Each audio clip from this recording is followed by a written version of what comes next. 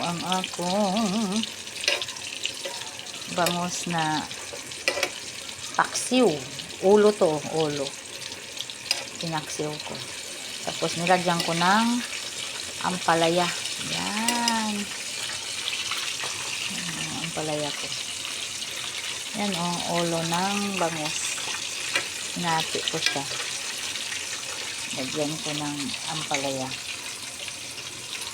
Takpan muna natin. Tapos, ayan na, luto na ang aking paksiw na bangus na yummy. Diba? Ulo sa bangus.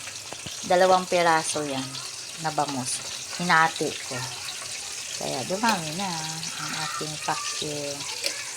Luto na ang aking paksiw. Tapos hot cook ang akong ampalaya. Diba?